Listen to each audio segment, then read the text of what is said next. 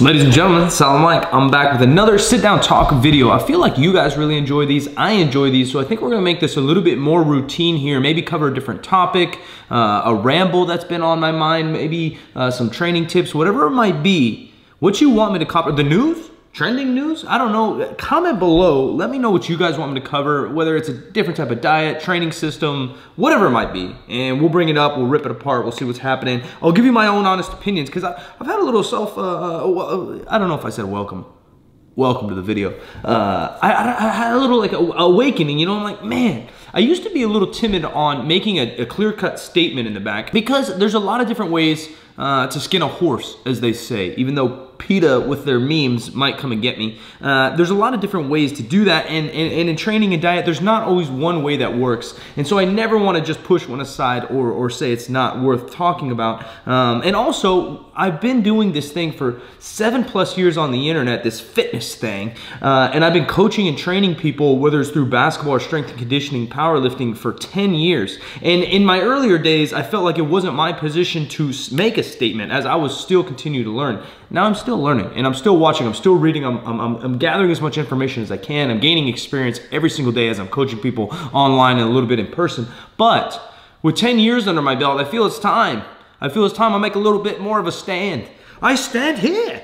And so what we're gonna do is today we're covering the 2019 fitness trends, which I found on a blog here online. I'm gonna tell you what I think, whether they're BS, whether they're good. I'm also have a little deal here. I'm gonna try to curse less. I don't know if YouTube's demonetizing me or what, but I'm gonna try to curse less, and we're gonna see how we can get through this thing. If you wanna come hang out more with me, be sure to check out my podcast, Mama's Boys Podcast, 50% Facts, both links in the bio. And also, I'm streaming on Twitch every single night if you guys want more personal interaction. I'll be there all the time. Again, comment what you guys want me to cover in the next video. Let's hop into the video. Fitness trend number 1, 2019, wearable technology.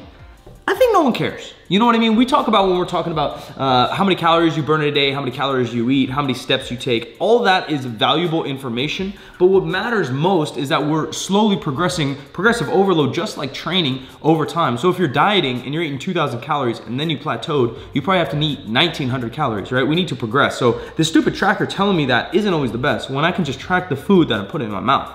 Right? And we keep all other variables, my sleep, my hydration, my exercise, my cardio, constant, then I can adjust the food as we go. The only issue comes with this is if your lifestyle is all over the place and you're not getting the same workouts, the same sleep, the same food, now maybe you need this tracker to tell you. But in my opinion, you're better off getting into the habits, the rituals, the discipline of getting your food, sleep, everything in line, and then you can slowly either add cardio, take away calories as you're wanting to diet, or even if you're bulking, you can add a little bit more volume, or you can add a little bit more calories as you need to go.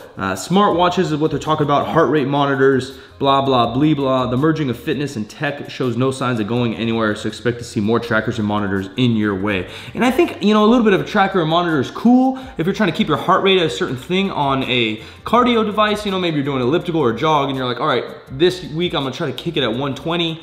Next week I'm trying to kick it up a little bit more, or I'm gonna do intervals or what it might be, and you can track it. But I think it's more important, again, just to keep the time of cardio you do, or the type of cardio you do, you consistent. If you're doing 10 different sprint intervals twice a week, and then you plateau, then you just add another week, or you add anher round, and now you're doing 11 or 12 rounds. You know, it's that simple. Let's not overcomplicate things. Technology is amazing. I love it. It allows me a career, but let's not get too crazy about it. Trend number 2, group training. They define group training as any workout with more than 5 participants. It first appeared among the top 20 trends in 2017. Innovative, interesting, like online group training classes. Actually, I think some of that's pretty cool, to be honest, because I think community, I think having someone having your back, maybe even friends texting you like, yo bro, see you at 5:30, we gotta work out. I think for the average person, that's gonna help a lot in them staying compliant to their workout schedule. You know, things like CrossFit, what's the bike? Peloton? Peloton? Something like that, where it's an online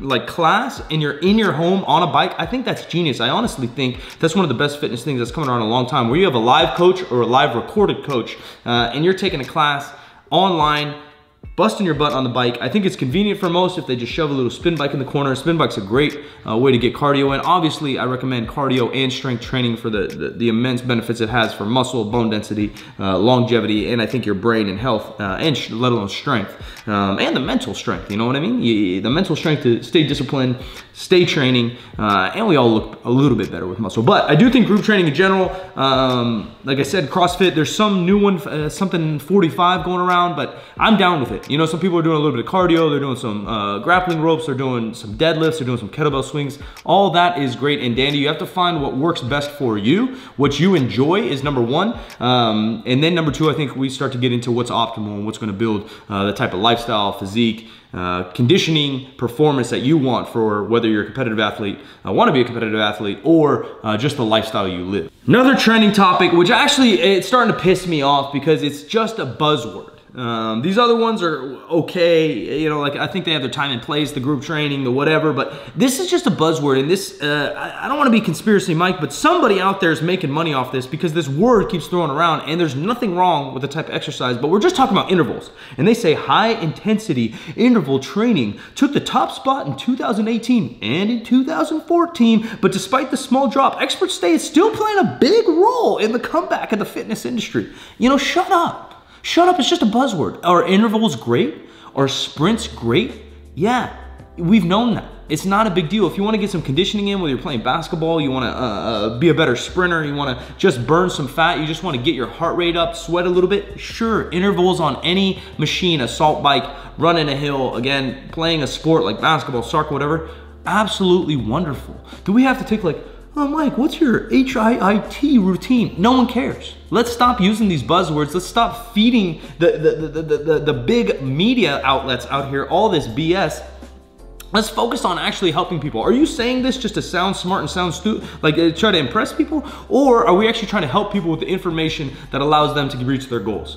When it comes to cardio, I'm pretty much down the middle of the road that you're gonna try to just keep a routine and burn calories throughout the week. So I'm not a big proponent of intervals over maybe a low intensity or a moderate intensity. I'm a big proponent of finding the cardio that you like and sticking to it.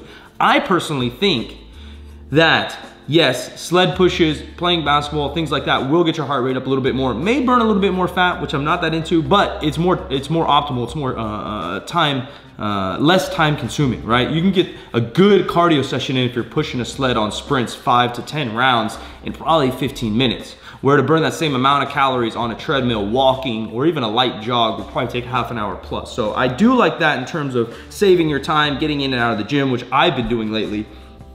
I get in, I have very short rest breaks on my movements. I'm getting maybe a little bit longer on the bench press because it's a little heavier, and then I'm going into incline, back, whatever it might be. I'm taking a minute rest at max, and then I'm out of there in an hour. I get 10 minutes of sprints at the end or a hard cardio, then I'm out. And I like that because I have other things to do in my day, and I enjoy getting a little bit of sweat in. But if you're talking the buzzword of HIIT, and it's gonna fix all your problems in your target areas. What the hell's, side note, what's going on with Instagram and these girls pointing to a body part, like they pinch their fat and then they go and do a side plank. Stop doing that.